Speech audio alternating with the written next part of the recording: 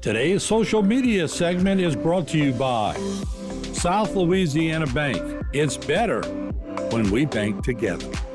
Waits and Downer, attorneys at law. Terrebonne Ford, built Ford tough.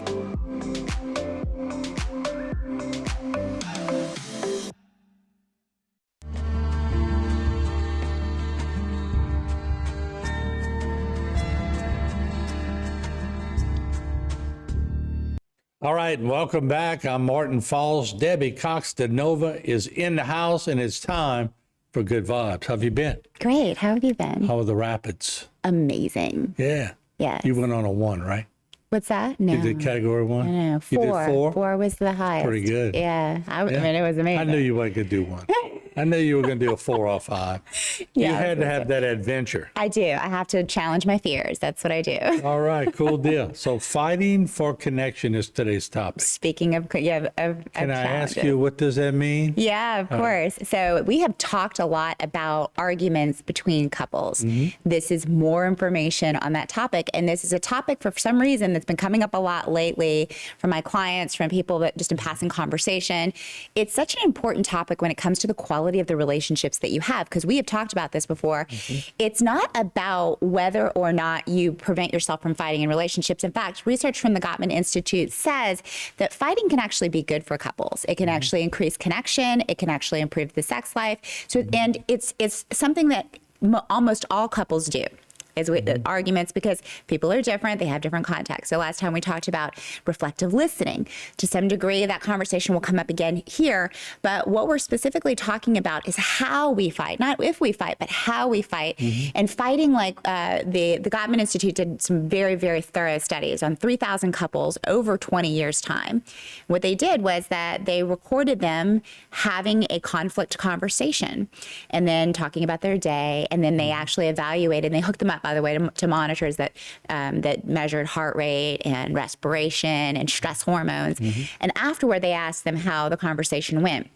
They did that annually with these couples for some of them over 20 years. And what they found is that over time, some of them would separate and divorce. Others would stay together unhappily, and others would stay together happily. So they took that video and the measurements of the physiology, and they broke it down second by second to see what is it that makes the masters versus the disasters, is what they call them. Okay, so today we're going to talk about fighting like a master. And what it comes down to is fighting for connection.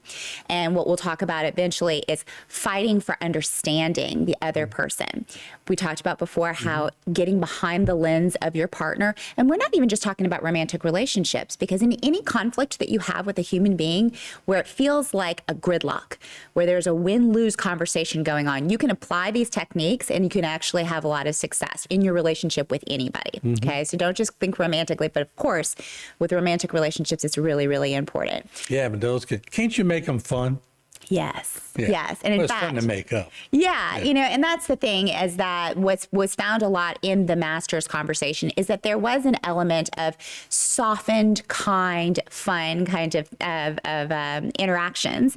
So in other words, they were staying on the same side of the table. They were remembering that it's us against this problem and not me against you, right? So yes, bringing in an element of fun is not only allowable, but it is actually preferred, because it helps to keep the closeness going while you're having the conflicts, which we know that, you know, a great majority of these, 69% in fact, are perpetual. They'll keep on going over and over again. They never go away. So how do we do Some people are born to it. I wrote a song one time called "You Have Breakup in Your Makeup." Oh, yes. Well, I love that. I'm going to want to listen to that song later on. Okay. All right. Okay. There are 3, and at home, I want you to, actually, you may want to take a pen and a paper and write this down, what okay? I'm doing. So there are 3 conflict styles, like styles of arguing with people.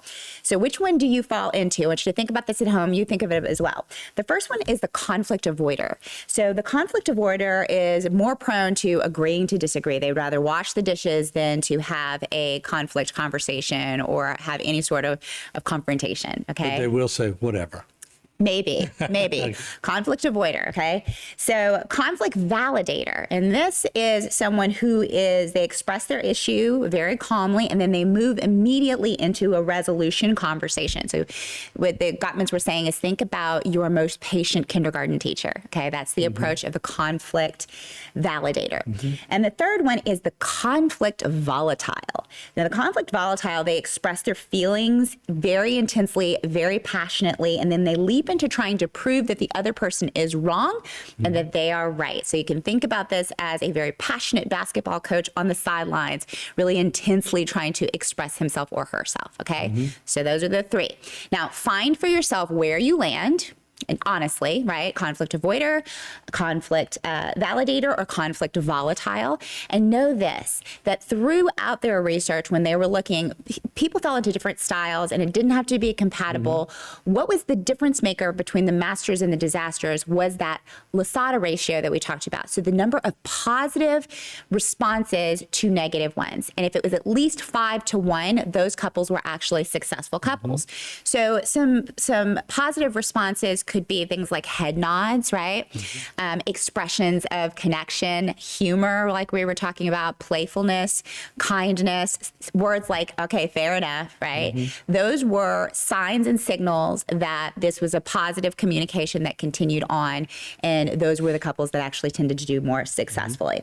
Okay, so 5-to-1, remember that. Keep the humor alive if you can, not in a pointed kind of like making fun of you kind of way, because that can end poorly. All right, so we're going to go to a break. I'm going to come back, but I want Jason, come to me on the camera, because sometimes when you're arguing with somebody and they're going, and they're listening, you're okay. But when you look at them and they're going, uh-oh. We're going to talk about that when we come back. All right. So we got now circle 2. Can you have more than one? You can have a primary and a secondary, but there's usually one that you kind of lean more All toward. right, we'll talk about that. We'll be right back. Don't go away. This is good stuff.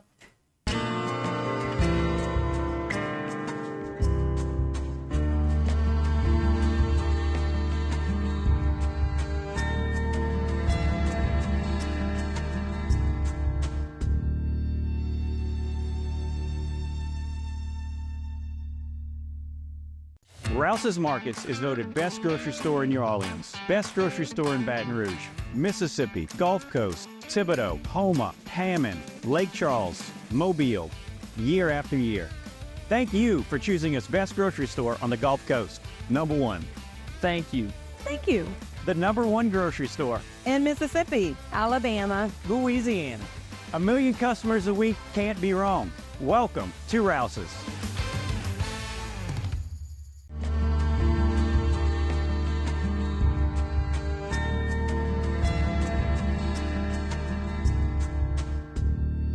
All right, welcome back. Part 2 with Debbie Cox DeNova. We're talking about fighting for connection. So you gave us 3: conflict avoider, conflict validator, conflict volatile.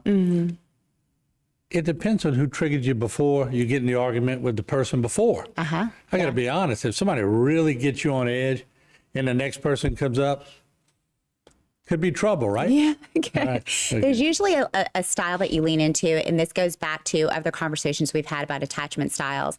So, and what you witnessed at home as the best strategy for keeping. So, some people have learned early on that if I move in toward the it's just too much. It's too much for my nervous system. So, being an avoidant is the best way. Other people, they go in, they'll come chase after you, and they'll go right. So, you can demonstrate all 3, but there's usually one that you lean more into, that you find yourself doing more often, is more deeply grooved. Now, are all of the negative responses the same? No. In fact, the Gottman Institute identified, and we have talked about this before, but it definitely bears repeating. So if you have not heard this before, write it down. This is called the 4 horsemen of the apocalypse. That's what they call them. Okay. So they basically are predictors of relationship demise. When these negative responses are present in relationships, it spells doom for the relationships. Remembering that, I don't know about you, but I feel as though even couples who stay together for decades, if they're unhappy together at the end, if they're miserable, if they can't stand each other, that is not a successful relationship relationship, even though they were able to endure, right? They have fun hating each other. Right. I mean, we can only hope there's some fun. They have fun hating each other. Right, exactly. So, okay, so 4 horsemen. The first one is criticism. Okay, so criticism is basically verbally attacking someone's personality or character. So if someone were leaning more into criticism, let's just say that they, they had to do the dishes every single time. Their partner never helped, right? Instead of actually making a request about that, they would say, you know what? You're just a lazy bum around here. I'm the one who's always doing the dishes. That would be leading with criticism, okay? Contempt. Contempt is what we have talked about before. It's like sulfuric acid to relationships, okay? So contempt is kind of like criticism, but there's a little bit of superiority, a little bit of dismissal, okay? So they're attacking their sense of self, right?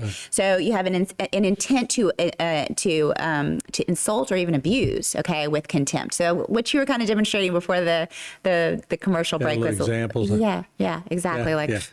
Okay, like, really, whatever. Right, exactly. So it's kind of like there's disgust sometimes, there's sarcasm, there are nasty insults sometimes, right? So that's contempt. Number 3 is defensiveness. And defensiveness is like basically victimizing yourself, right? So you are acting like you're a complete innocent victim, or you're counterattacking. Like, what do you mean? I didn't do, actually you're the one, that kind of thing. So that's defensiveness. And number 4 is stonewalling. We've talked about this in different contexts as well. Basically, it's just withdrawing to avoid conflict and convey disapproval. Okay, so this is where you're actually giving them no signs that you're even listening to what they're saying. Like, it's just somebody just shuts down. Now you're just talking to yourself, right? That's stonewalling.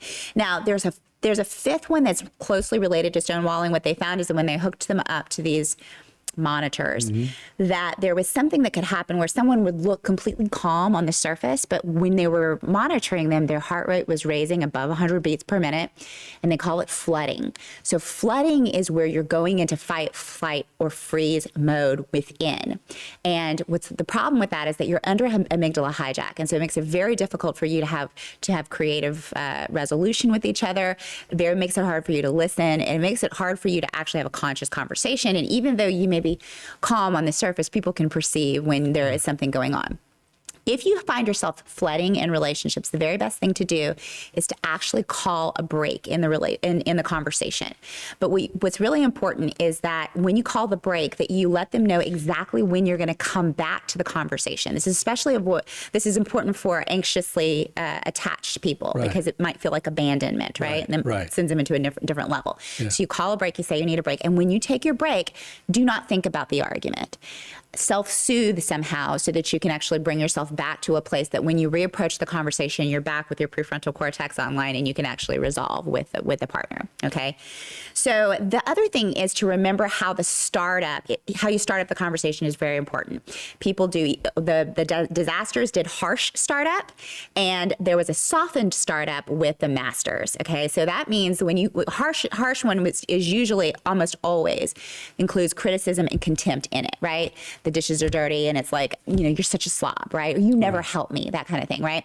So with the softened startup, it was always I language. So you basically let them know how you feel, first of all, how you describe the situation, and then you make a positive request for them helping you, right? I'm feeling overwhelmed because I've been doing the dishes a lot. Is there any way that you can help me tonight, right? That would be a softened startup versus a harsh startup. Right. The other thing that distinguished masters from disasters is that the disasters, they would argue to win. The masters would argue to understand. So again, they're actually trying to get behind the eyes of the other. And they call this the dreams within conflict conversation. And in an unpublished study, they found that 87% of 600 couples were able to make major breakthroughs in gridlock conversations using this strategy. And what you're basically doing here is that you are trying to identify in the other person their values, their feelings, their background history, and their ideal dream regarding the issue. So when you ask specific questions, like, tell me why this is important to you. Do you have something connected to your background history? Is there a reason you want a dog from your childhood? Yeah. And then there's a reason why you hate doing the dishes. Right, correct. Yeah, for sure. And then so that way the other person is really getting, you're trying to understand me. And then you reverse it and you don't interrupt each other. So one person gets a turn, no interruptions, the other person gets a turn. And this strategy alone, dreams within conflict can help transform your relationship altogether. Daddy used to hit a punching bag. Whenever you get frustrated, go hit the punching bag. Yeah. Whenever I got frustrated, I went to play basketball Yeah. and just relieve some energy. It's self-soothing, right? Perfect. There you go. All right. Great topic. We got to talk about this some more. That was a good one. For sure. All right. We'll take a break. More on Buy You Time. Don't go away.